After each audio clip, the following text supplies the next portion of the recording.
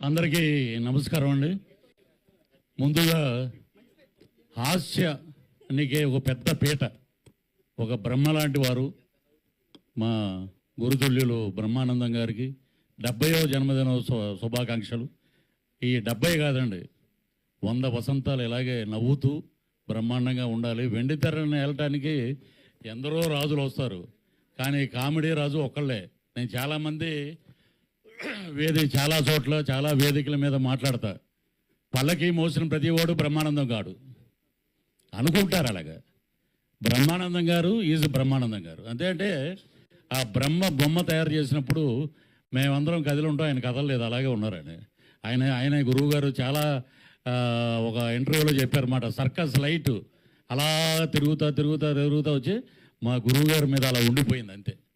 అది కదలదు, అది 100 ఏళ్ళు పైన అలాగే ఉంటుంది.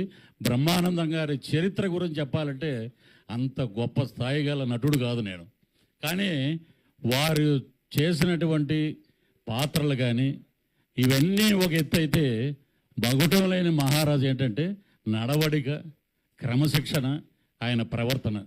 మొన్న ఒక ఇంటర్వ్యూలో, కృష్ణవంశీ గారి ఇంటర్వ్యూలో ఆయన చెప్పినది ఒక మాట చూస్తే నిజంగా మనం ఎంత నేర్చుకోవాలి గురువు గారి దగ్గర. రాత్రి 8 తర్వాత నాకు హైదరాబాద్ ఎలా ఉంటుందో కూడా తెలియదు అన్నారు. అది కొన్ని కోట్ల మందికి స్ఫూర్తిదాయకం అయిపోయింది. ఎరా నిజమా? 8 తర్వాత సినిమా వాళ్ళందరూ వేరు, బ్రహ్మానందం గారు వేరు. అలాగే ఆయన మీద అసలు మచ్చలేని మహారాజు ఎవరైనా ఉన్నారంటే ఇండస్ట్రీలో, దట్ ఈజ్ బ్రహ్మానందం గారు. ఎన్నో ఇప్పుడు పద్మశ్రీలు కాదు, పద్మ విభూషణలు రావాలి, కేంద్ర ప్రభుత్వం ఇంకా అద్భుతంగా గుర్తించాలి. ప్రపంచంలో ఇప్పుడు ఒక విరాట్ కోహ్లీ సెంచరీ కొట్టినా, ఏదైనా రికార్డు చేసినా ఈ పలానా రికార్డు ఇన్ని రన్స్ కొట్టారని ఉంటుంది, కానీ బ్రహ్మానందం గారికి కూడా అలాంటి రికార్డులు చాలా ఉన్నాయి. ఎప్పుడూ ఒకటే, హాస్యానికి మగుటం లేని మహారాజు. ఈ రోజున వారిని స్ఫూర్తి తీసుకుని చాలామంది నటులు కామెడీగా చాలామంది వారితో పాటు ట్రావెల్ చేసిన అదృష్టం మాకు దొరికినందుకు నిజంగా చాలా గొప్ప వరం. ఇక్కడే మా శ్రీనివాసరాజు గారు ఉన్నారు, ఈఓ గారు. ఇక్కడ మా డిప్యూటీ స్పీకర్ రఘురామకృష్ణరాజు గారు ఉన్నారు. తిరుమల వెంకటేశ్వర స్వామిని ఆద్యంతం భక్తి శ్రద్ధలతో మనఃపూర్వకంగా నేను బ్రహ్మానందాన్ని నేను అనే మాట లేకుండా అందరూ బాగుండాలి, అందులో నేను ఉండాలని పూజ చేసి మాట్లాడే ఆ భగవంతుడితోటి సన్నిధానంలో కూర్చుని ఆ ధ్యానం చేసే ఫోటో ఈరోజు వచ్చింది. అది గూగుల్లో ఆయన కూర్చుని మెడిటేషన్ చేస్తుంటే నిజంగా ఏంటంటే ప్రపంచంతో సంబంధం లేదు, మా ఇంట్లో ఏ దేవుళ్ళు ఉండరు, ఓన్లీ వెంకటేశ్వర స్వామి ఫోటో, నిలువెత్తు ఫోటో ఉంటుంది. అదే ఆయన మంచితనానికి మారు పేరుకి నిదర్శనం. ఇంకా చాలామంది స్టాండప్ కామెడీ అంటారు. 41 సంవత్సరం అయింది ఇప్పటికీ. దూరదర్శన్లో బస్సు టికెట్లదండి ఆయన చేసిన ఇది. మాకు అక్కడ తాడేపల్లిగూడలో విజయ టాకీస్ అనేవి ఉంది, అక్కడ రాజుగారు అని ఉంటారు స్టిల్ ఫోటోగ్రాఫరు. ఆయన ఇద్దరే వ్యక్తుల గురించి చెప్పారన్నమాట. ఇప్పటికీ నాకు గురువుగారిని చూడంగానే గుర్తొచ్చింది. ఒకటి, పున్నమనగర్ రిలీజ్ అయినప్పుడు చిరంజీవి గారు పెద్ద స్టార్ అయిపోతాడు అంటే పక్కన వాళ్ళందరూ ఊరుకోరా నువ్వు అని అన్నారు. ఆయన మెగాస్టార్ అయిపోయాడు, ఊహించిన ఎత్తులో ఉన్నారు.